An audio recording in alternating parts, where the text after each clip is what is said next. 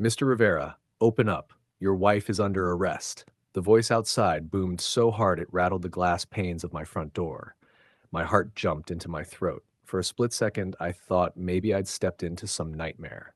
But no, the pounding was real. Heavy fists shook the frame again, like they were trying to break it off the hinges. It was barely sunrise. I had only been awake 20 minutes, robe still tied around me, socks on my feet, and coffee mug in my hand. The quiet of the morning shattered under that voice. Before we dive in, comment which country you're watching from. Let's see how far this story travels. I set my mug on the counter and peered through the narrow side window.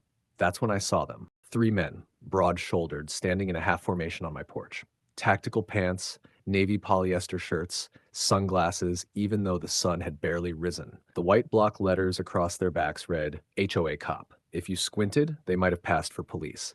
But I wasn't half asleep, and I knew fake when I saw it. I cracked the door just enough to keep the chain latched. "What the hell is going on?" I asked. The tallest one stepped forward, resting a hand on the pistol at his hip like he wanted me to notice it. My stomach dropped when I recognized him. Trent Mercer, my smug neighbor from across the street, always strutting around like he owned the whole block. Now here he was, trying to play sheriff with two lackeys behind him. "Step aside, sir," he said, voice deep and theatrical. "We've had official reports of violations. Your wife needs to come with us for questioning."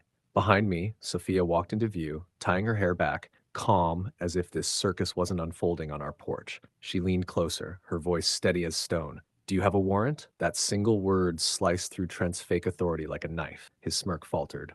"What? You heard me," she said, arms crossed. "Do you have a search warrant? An arrest warrant? Anything at all?"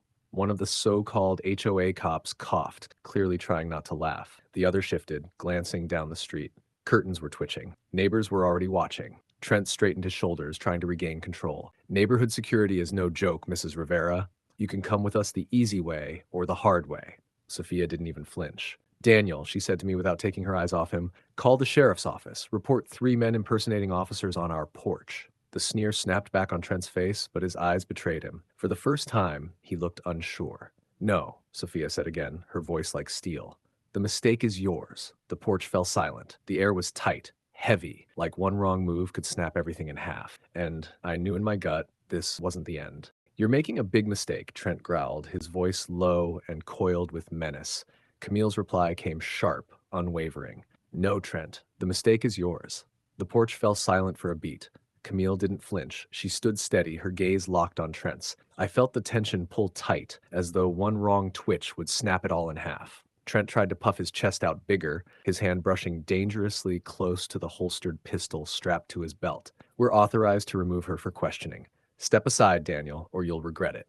I swallowed hard, pulse hammering, but Camille's eyes stayed ice cold. She took a single step forward, cutting the distance between them. "Trent Mercer, you and your men are in violation of federal law. Impersonating an officer is a felony under 18 U.S. Code 912. That's up to 3 years in prison, per offense.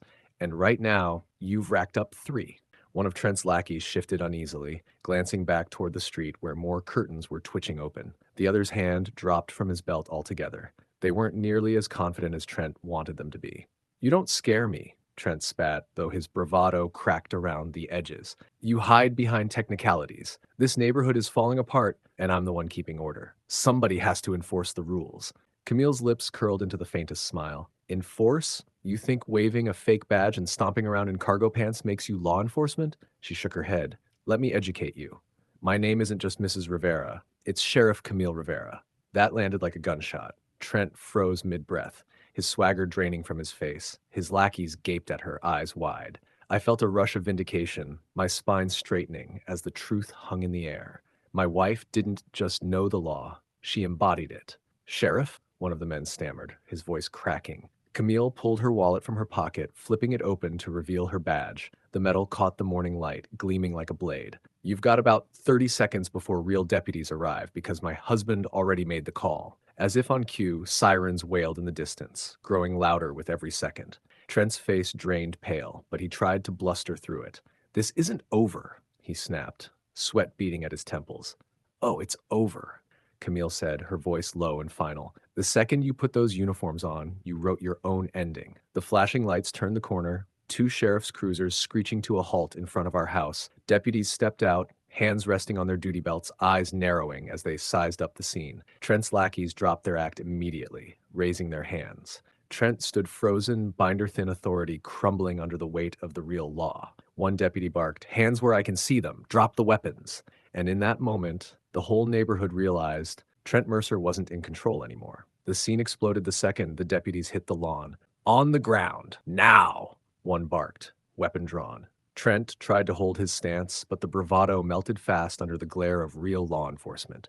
His lackeys were already backing down, hands in the air, the fake toughness leaking out of them like air from a popped tire. One dropped the crowbar with a clatter, and it skittered across the porch steps. Another muttered, "We're done, man. This is crazy." But Trent wasn't ready to give up. His jaw locked, his face blotchy red, and his hand twitched near the pistol grip at his hip. Camille caught it instantly. In one clean motion, she shoved the door wide, snatched his wrist, and twisted. The neighborhood gasped as Trent hit the wood planks face first, groaning. Camille had him pinned before anyone else could even move, her knee digging square between his shoulder blades. Her voice cut through the air like a blade. "Trent Mercer, you're under arrest for criminal trespass, impersonating an officer, harassment, and attempted forced entry into a private residence." Each charge dropped heavier than the last. The crowd that had gathered at the edge of their drive buzzed with whispers and recording phones. The man who had strutted around like a tyrant now lay squirming under the knee of the woman he thought he could intimidate. Who the hell are you?" Trent wheezed, cheek grinding against the boards. Camille didn't hesitate. She reached into her jacket, pulled her badge, and held it just above his head where everyone could see. Sunlight hit the polished metal, making it shine like a spotlight. "I'm Sheriff Camille Rivera," she declared, her tone steady and sharp, "and you just tried to break into a sheriff's house." The cul-de-sac erupted in gasps, phones angled higher. Neighbors who had once whispered doubts now stood stunned, witnessing the curtain pulled back on who truly lived among them. The deputies surged forward. "We've got him, Sheriff," one said, snapping cuffs around Trent's wrists. They yanked him upright, his face flushed and hair sticking to his sweaty forehead. His fake authority was gone, replaced with the hollow look of a man stripped bare in front of everyone he thought he ruled. The deputies marched him toward the waiting cruiser. He jerked once as if to resist, but froze when Camille's eyes locked on his. That look alone broke him more than the cuffs ever could. Neighbors whispered, some outright cheering. The HOA's so-called enforcer was caged, shoved into the back seat of a real patrol car, the slam of the door sealing his fate. If you're enjoying this HOA story so far, like and subscribe because the story is only going to get better. As the sirens faded, I stood beside Camille, pride swelling in my chest. She hadn't just defended our home, she'd exposed Trent for what he was, a coward hiding behind fake power. And I knew deep down, this wasn't just justice for us, it was a message to the entire neighborhood. Don't come after the sheriff's family, because next time, there won't be warnings.